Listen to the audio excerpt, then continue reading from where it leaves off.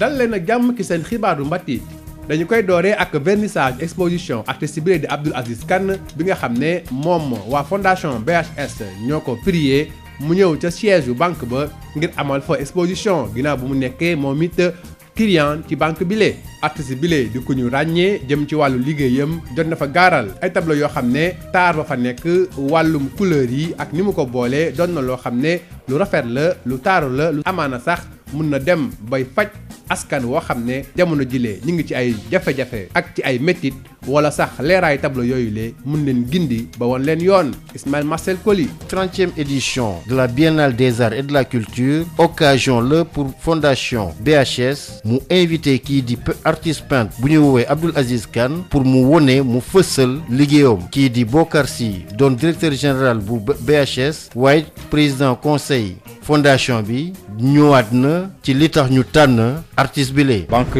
de l'Habitat du Sénégal dafa créé benn fondation bu toppatoo affaire art culture ak éducation donc c'était important ñu wone œuvre benn artiste ñu tànn ko moom tam mu tànn ñu lu tax mu tànn ñu mooy client wu banque bi la lu tax ñu tànn ko mooy suñu client la éducateur la te fondation BHS li ko yëkkati mooy santé culture ak éducation donc bu ñu dajee ak monsieur Kane mu nekk éducateur nekk formateur bu pare nekk artiste déjà ñaari volets yi c'est couvert benn volet bi moom jotoon nañu def dara loo xam ne ñëpp teg nañ seen bët mooy devanture hôpital principal donc c'était important ci cadre biennale bi ñu exposer ay œuvres beneen fànn bi aussi mooy won suñu compatriotes yi ni que liggéey yëpp ñoo am solo parce que un artiste peut vivre de son art à condition que ñu jàpp ci. kii di Abdoul Aziz Kane di artiste peintre ginnaaw bi mu rafetluwee tànneefam bi ñëwaat na ci thème yi mu jot a abordé ci exposition bu mu amal. exposition décentralisée pour que nit ñi ñëw xool sans difficulté les œuvres d'art donc bu ñu exposé fii nag c'est à la portée de tout le monde d'apprécier parce que artiste quand même nit la koo xam ne kii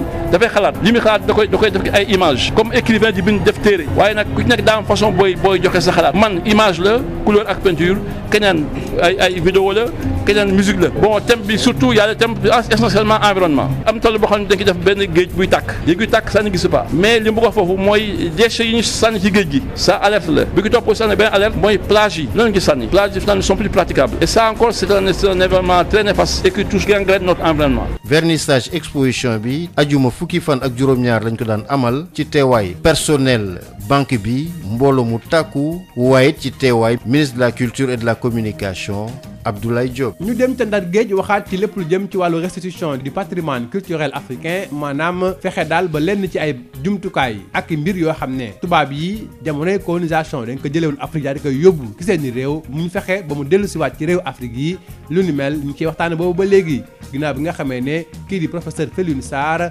amaloon na benn conférence fële ca UGB Sénégal moom it bokk na ci réew yi nga xam ne yu mel ni Bénin jot nañu laaj ñu delloo lenn ci ay jumtukaay yoo xam ne suñu maam ñoo ko moomoon te tubaab bi jëlee woon ko file ban jeexital nag ak yan ci ay jàngat la mbir yooyu le bu dellusee ci Sénégal mun a am ci askan wi rawatina ci ndaw ñi ci laaj yooyu le professeur Felwine Sarr tontu Yves Tendeng. restitution xam nga du patrimoine culturel xam nga maanaam ñu delloo ñu wala ñu xam nga jëlaat li nga xam ne suñu maam yi ñoom ñoo ko defoon xam nga ci xam nga mbir mu ci saan ak aada dafa am solo soo ko xam jàngatee mooy xam nga mu solo bi mooy ñu xam suñu histoire te soo xoolee génération yu bees yi xam dañ soxla ñoom ñu xam li fi maam yi bàyyi woon jël ko xam ma jëriñoo ko xam nga sukkandiku ci pour xam nga ma créer ay œuvres yu bees donc soo ko xoolee ci xam wàll boobu am na solo soo ko xoolee aussi ci wàllu xam-xam am na solo ndax objet yi dafa am xam-xam mu xam bu ci nekk waaye soo xam jëlee aussi ci xam wàllu histoire suñu histoire mooy suñu bëggee xam suñu histoire xam objet yi fu ñu jógee nu ñu leen fi jëlee lan moo xewoon ci xam bés yooyu am na aussi importance.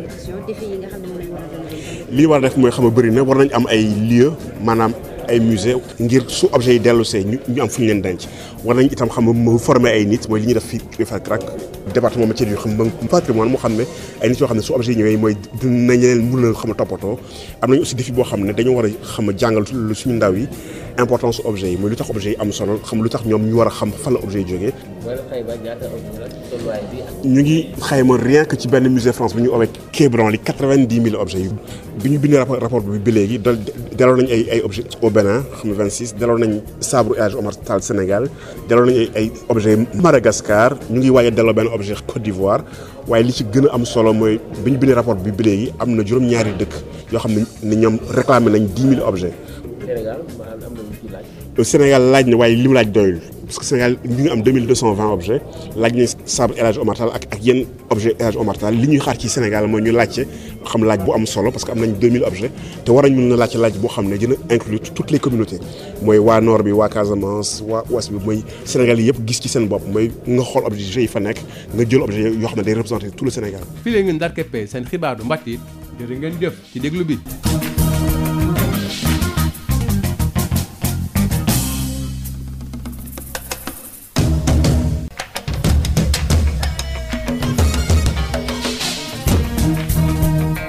Bonjour et bienvenue dans votre journal de la culture. Dans le cadre de la 14e édition de la Biennale de Dakar, la Fondation BHS a invité un de ses clients, en l'occurrence l'artiste Abdoul Aziz Kane, à exposer ses œuvres au siège de la banque. Une occasion pour la Fondation de célébrer le travail d'un artiste de renom. L'étoile ainsi présentée dépeigne le réalisme de la composition avec un magnifique jeu de couleurs incluant une alchimie dans l'eau et une thérapie qui pourrait être destinée à une société qui souffre de dépérissement, nous explique Abdoul Aziz Kane. Ismaël Marcel Colly a assisté au vernissage de l'exposition. Cette exposition des œuvres de l'artiste peintre Abdoul Aziz Kane répond à un des objectifs de la Fondation BHS qui est de promouvoir la réalisation de l'art au cœur des cités financée par la BHS, nous dit Bokarsi, directeur général de la dite banque et président du conseil de la Fondation BHS. La BHS a créé une fondation dans les domaines de l'art, de la santé et de l'éducation. Et c'était important pour nous d'accueillir M. Kane, qui est un enseignant et qui est un artiste. Donc, pour lui permettre d'exposer dans le haut de la banque. Je trouve également que c'est un client fidèle de la banque, qui est client depuis que la banque a 1 an, de l'honorer, de montrer ce que les artistes peuvent faire et de contribuer à un des objectifs qu'on s'est fixés, à savoir promouvoir la réalisation de l'art au cœur des cités que nous finançons.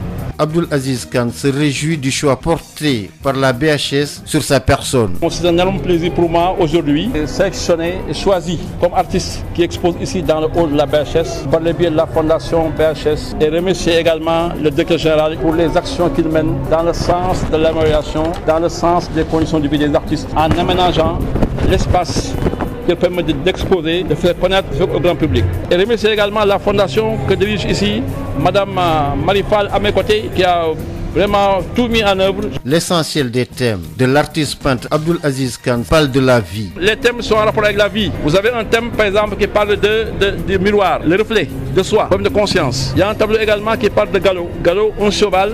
Nous sommes dans une période, une époque avec les nouvelles technologies, il faut être rapide pour ne pas être en retard. Donc la vitesse matérialisée par un cheval qu'on voit là-dedans. Il y a également des tableaux où j'ai mis 100 titres pour conditionner le public dans sa manière d'œuvre, conditionner le public, l'obliger à voir, juger à sa manière. En fait, une œuvre d'art ne s'explique pas, elle s'interprète. L'interprétation que l'on peut faire d'un tableau n'est valable que c'est en reste une partie de l'œuvre qu'aucune sensibilité ne peut saisir. Le vernissage de l'exposition a eu lieu ce vendredi 17 juin en présence du ministre de la Culture et de la Communication, Abdoulaye Diop, et de plusieurs personnalités du monde artistique, mais aussi du personnel de la banque, de la fondation et des proches, et de plusieurs invités venus prendre part à cette belle exposition. Et puis nous reparlons de la restitution du patrimoine culturel africain. Quelle symbolique et quel enjeu pour les pays africains. Retenez que le Sénégal fait aussi partie des pays qui ont réclamé des reliques et autres artefacts à la France. Le professeur Felwine Sarr animait ce mercredi une conférence à l'UGB de Saint-Louis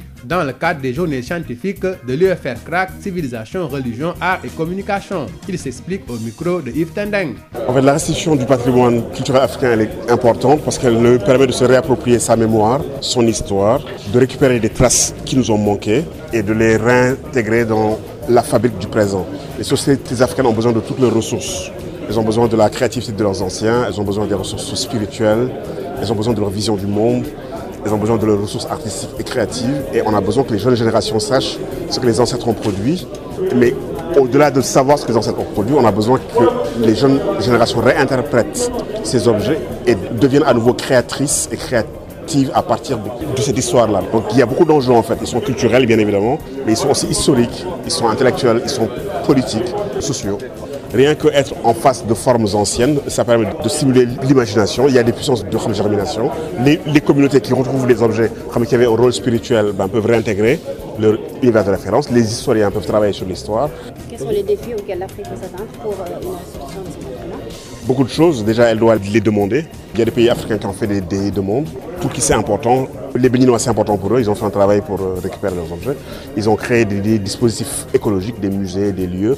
Il y a un travail à faire pour conscientiser de manière pédagogique les jeunes aux enjeux. Que l'on ne se dise pas c'est des reliques et qu'on voit en quoi c'est important de se reconnecter avec son histoire. Il y a la mise en place de lieux d'accueil. Ça peut être un musée, mais ça peut être autre chose. Il y a la formation. Ce qui se fait ici à l'UFA CRAC, des métiers du patrimoine pour qu'on ait des gens qui sont en mesure de prendre en charge ces objets lorsqu'ils reviennent. Combien d'objets vous avez à quantifier? 90 000 objets on a quantifié pour la France et comme musée du Quai Branly, qui ont été pris sur plus d'un siècle et demi. Et le Bénin a reçu 26 trésors royaux. Il y a le Sénégal qui a 2200 objets et quelques, qui en a réclamé quelques-uns. Mais ce que je trouve important actuellement, c'est que les demandes qui sont arrivées en 2019, elles s'élèvent à plus de 10 000 objets. Et elles viennent de 7 pays différents. C'est la fin de votre journal de la culture. Merci de l'avoir suivi.